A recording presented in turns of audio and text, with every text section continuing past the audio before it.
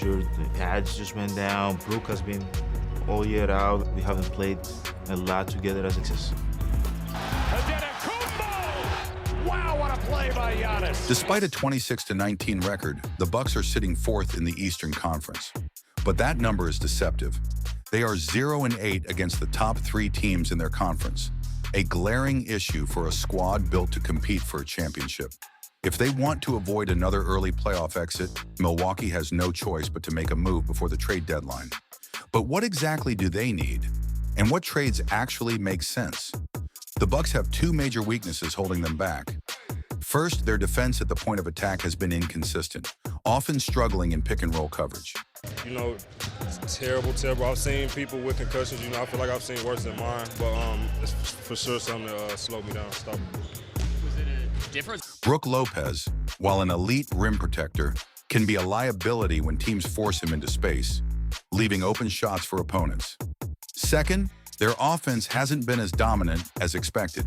With an offensive rating of 11th in the league, they desperately need a secondary ball handler to help relieve pressure from DamianLillard and Giannis Antetokounmpo. It's a different kind of scary than some of these injuries. Because with these injuries, like a knee injury, they can get an X-ray or an MRI and they know exactly what it is. It was just scary because, when you hurt something, physically, like a knee or ankle or anything, you progress based on walking or movements or your strength or whatever. So I really couldn't move forward until my test on the computer and stuff. Especially when teams trap Dame at the perimeter.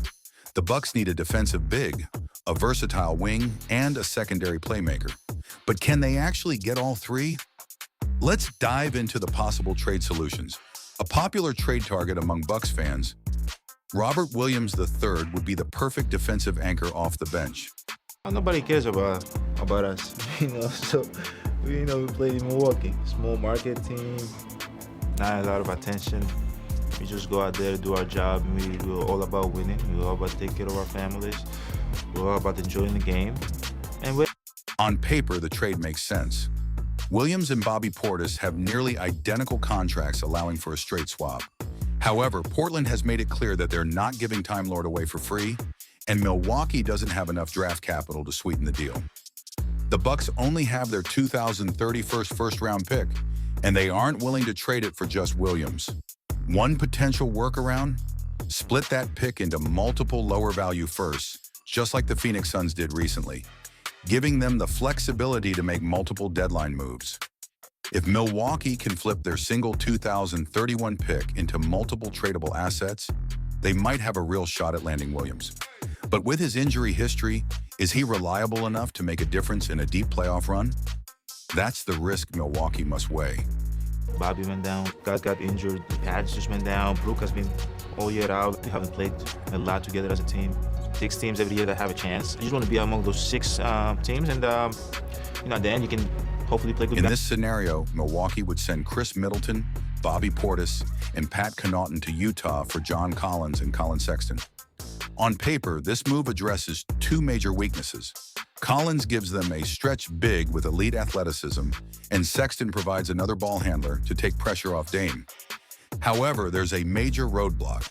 Utah wants Milwaukee's 2031 first-round pick, and the Bucks don't want to give it up. This creates a standoff. Utah won't do the deal without it, and Milwaukee won't part with it unless they get more in return.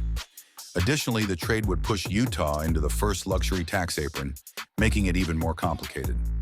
At the end of the day, this deal seems too difficult to execute unless Milwaukee finds a way to generate additional trade assets. This is a less likely trade, but an intriguing one. The Bucks would send Pat Connaughton, Chris Livingston, and their 2031 first-round pick to Brooklyn for Zaire Williams and Day'Ron Sharpe. Zaire Williams is a 6'9" wing with defensive potential, and while he's only shooting 32% from 3, his shot mechanics suggest room for improvement.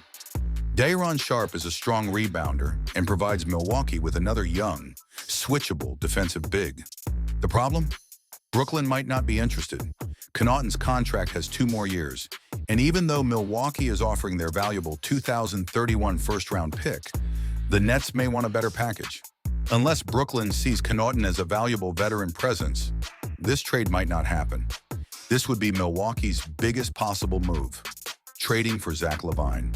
However, this trade doesn't actually solve their biggest issues.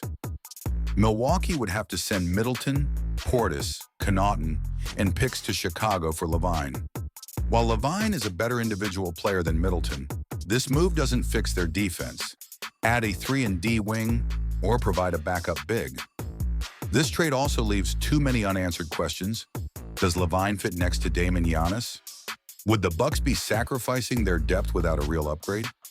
Given the high cost and uncertainty, this deal doesn't make much sense for Milwaukee. If injuries have truly been the reason for past playoff failures, then Milwaukee might not need to make a drastic move. But if their struggles are due to roster construction, waiting for the offseason will be too late.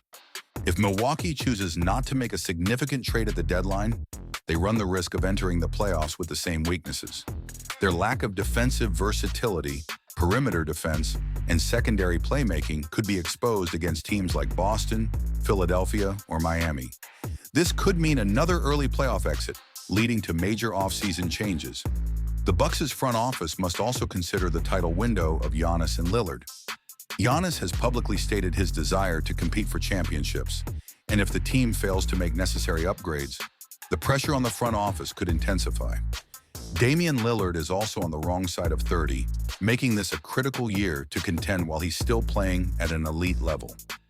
If the Bucks decide against making a major move, they will need significant adjustments from their coaching staff. Adrian Griffin and his staff must find ways to maximize defensive rotations, increase offensive efficiency, and ensure that Giannis and Dame aren't overworked before the playoffs. However, without roster upgrades, these adjustments may not be enough to win a championship. The Bucks have tough decisions ahead. Go all in on a blockbuster trade and risk their future, make a minor move that might not be enough, or stand pat and hope for the best. Milwaukee's championship window is closing, and if they don't make a deep playoff run this year, expect massive offseason changes, including potentially moving on from Middleton, Lopez, and Portis. If injuries have truly been the reason for past playoff failures, then Milwaukee might not need to make a drastic move. But if their struggles are due to roster construction, waiting for the offseason will be too late. What do you think? Should the Bucks make a massive trade, or should they keep their core intact? Drop your thoughts in the comments below.